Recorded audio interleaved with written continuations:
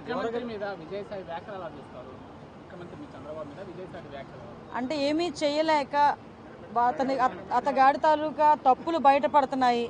ఏదైతే అతగాడు ఆ పోర్టుని 6,000 కోట్ల రూపాయలు ఉన్న పోర్టుని 594 కోట్ల రూపాయలకి ఎలాగైతే పీకల మీద కత్తిపెట్టి రాయించుకున్నాడో ఆ విషయాలన్నీ ప్రజలకు తెలియజేయడం అయింది.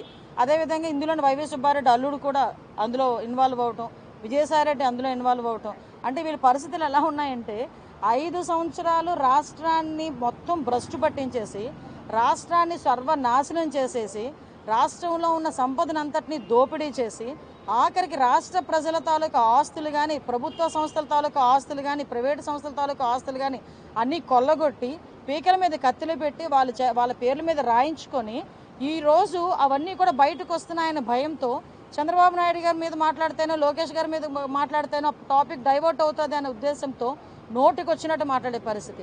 నేనేమంటానంటే ఒకళ్ళ గురించి మాట్లాడేటప్పుడు 2 రకాలుగా ఆలోచించుకోవాలి.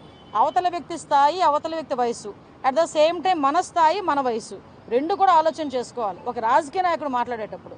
అటువంటిది అతని స్థాయి, అతని వయసుని మర్చిపోయి ఏదో నోటికి వచ్చినట్టు చిల్లరగా తిరిగే వాళ్ళు మాట్లాడినట్టు కూడా సొసైటీలోకి ఒక రెప్యుటేషన్ పోస్ట్లో ఉండి మీడియా ముందు మాట్లాడేటప్పుడు కూడా నోటికి వచ్చినట్టు మాట్లాడడం అనేది అతని తాలూకా దాన్ని ఏమంటారంటే నైతికతకి మనం ఒక వదిలేయాలి, అదొక నిదర్శనంగా మనం భావించుకోవాలి.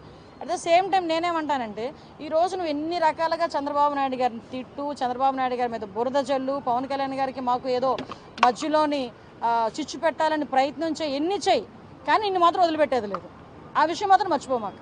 ఎంతమంది మీదకి నువ్వు వెళ్ళి ఎన్ని బురద జల్లాలని ప్రయత్నం చేసినా రేపొద్దు నా గురించి నువ్వు ఎన్ని మాట్లాడినా కూడా నేను కూడా భయపడేది ఏం లేదు. ఎందుకంటే ఈరోజు ప్రజల సొమ్ము తిన్నావు, ప్రజల సొమ్ము తిన్నారు మీరందరూ కలిపి.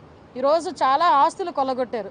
ఈ విషయాల మీద విచారణ జరుగుతుంది, ఈ విచారణలో వెళ్తుంది కాబట్టి ఎందుకు నీకు అంత భయం ఏంటి? నిజంగా నువ్వు చేయలేదనుకో ఎంక్వైరీ చేసుకోమని చెప్పు, దాని గురించి మాట్లాడు.